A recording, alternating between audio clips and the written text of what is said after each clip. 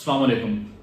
आज की वीडियो में हम देखेंगे 10 ऐसे तरीके जिनको अपनाने से आप अपने बिजली के बिल में खातिर खा कमी ला सकते हैं। तो चलिए देखते हैं ये तरीके कौन कौन से हैं। सबसे पहला तरीका है वो ये है कि आपका अगर 3 फेज मीटर है, अगर आपका 3 फेज मीटर है तो आपने हमेशा पीक और ऑफ पीक के आवर्स का ख्याल रखना है। पीक आवर्स जो हैं जो शाम के बाद पाकिस्तान में स्टार्ट होते हैं उस वक्त बिजली के रेट्स ज़्यादा होते हैं और दिन के वक्त रेट्स कम होते हैं। तो जो भी आपका लोड हो, अगर आपने कपड़े धोने हैं या कोई भी आपने वॉशिंग मशीन लगानी है या कोई भी हैवी काम करना है तो कोशिश करें कि उसको दिन के वक्त करें ना कि रात के वक्त, क्योंकि रात के वक्त आपके पीक आवर्स होते हैं और उनका रेट ज़्यादा होता है।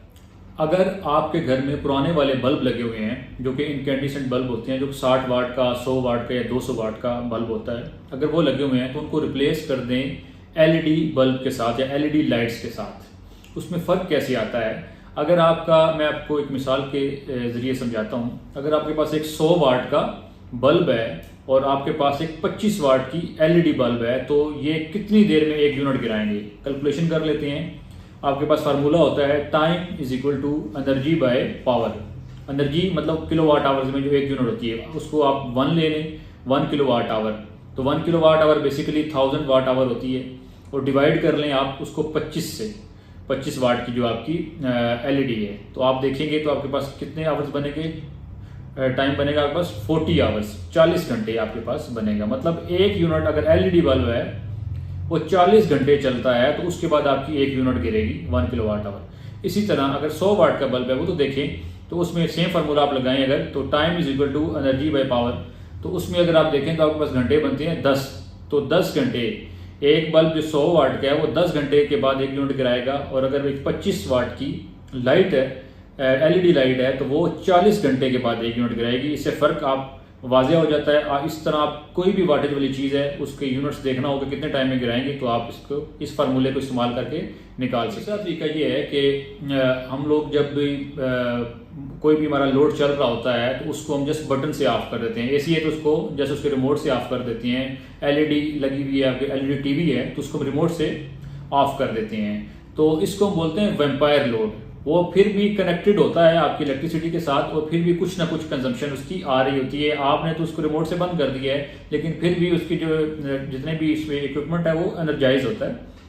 तो हमेशा उसको अनप्लग करें, जाके अनप्लग करें। उससे ये होगा कि फुली तौर पे आपका जो इक्विपमेंट है वो ऑफ हो जाएगा। एसी भी है तो जस्ट रिमोट से बंद ना करें, साथ बटन के साथ भी उसको बंद करें। अगर प्लग लगा हुआ तो प्लग को निकाल दें, इससे आपके बिल में काफ़ी हद तक कमी आएगी। अगर आप कुकिंग करते हैं जिसमें इलेक्ट्रिसिटी इन्वॉल्व है तो कोशिश करें कि आप प्रेशर कुकर इस्तेमाल करें। प्रेशर कुकर से जल्दी कोई भी चीज़ है वो पक जाती है और इससे आप काफ़ी इलेक्ट्रिसिटी को सेव कर सकते हैं। आपका फ्रिज रेफ्रिजरेटर है तो उसको आप लाजमी कुछ दिनों बाद, वीक के बाद या 2 वीक के बाद उसको डीफ्रॉस्ट करें। उसके अंदर जो बर्फ़ जम जाती है उसको निकालें, उसको अनप्लग करें, थोड़ी देर उसका दरवाज़ा खोल दें, उसको डीफ्रॉस्ट करें। इससे ये होगा जो आपकी फ्रिज या रेफ्रिजरेटर है उसकी एफिशिएंसी इंक्रीज हो जाती है, जिससे आप बिजली को बचा सकते हैं। आप ऐसे इक्विपमेंट यूज़ करें जिसमें कॉपर वाइंडिंग्स हों, जैसे फ़ैन वगैरह या कोई भी आप रूम कूलर ले रहे हैं, कोई भी है जिसमें कॉपर वाइंडिंग्स अगर हों तो उसको प्रेफर करें एज़ कम्पेयर टू सिल्वर या एल्यूमिनियम, वट एवर जो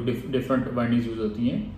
इससे ये होगा कि एक तो आपके इक्विपमेंट की लाइफ बढ़ जाएगी क्योंकि कॉपर जो है वो देर पा चलती है, और उसके अलावा आपकी एफिशिएंसी भी बढ़ जाएगी। मतलब आपकी जो इलेक्ट्रिसिटी है वो कम इस्तेमाल करें। अगर आप इलेक्ट्रिसिटी या इलेक्ट्रिक ड्रायर यूज़ करते हैं तो उसको यूज़ ना करें। हमेशा उनको बाहर आउटसाइड उनको ड्राई करें, कपड़े वगैरह या बर्तन वगैरह जो सुखाने होते हैं उनको हमेशा धूप में आप करें, तो उससे आप काफ़ी बिजली की बचत कर सकते हैं। और हमेशा कोशिश करेंगे जो वॉशिंग मशीन है या डिश वॉशर है उसको हमेशा फुल करके और फिर उसको इस्तेमाल करें। ये ना हो कि पहले थोड़े से कपड़े किए फिर थोड़े से कपड़े किए। इससे ये होता है कि आपकी बार बार उसको चलाने से बिजली ज़्यादा इस्तेमाल। जो रेफ्रिजरेटर्स वगैरह हैं या फ्रिजेस वगैरह हैं उनको हमेशा ऑप्टिमम टेम्परेचर पर रखें, एक लोअर टेम्परेचर पर रखें, जैसे 3 to 4 सेल्सियस होता है तो उस टेम्परेचर पर रखें। तो उस टेम्परेचर पे वो बेस्ट काम करते हैं। उससे आपकी जो एफिशिएंसी है वो इंक्रीज हो जाती है और आपकी इलेक्ट्रिसिटी कम उसकी कंजम्पशन। पुराने इक्विपमेंट हो जाते हैं उनको हमेशा कुछ साल बाद रिप्लेस कर दें, क्योंकि जो पुराने इक्विपमेंट होते हैं उनके अंदर कुछ ना कुछ चीज़ें मसाइल पैदा करती हैं, अंदर कुछ पार्शियल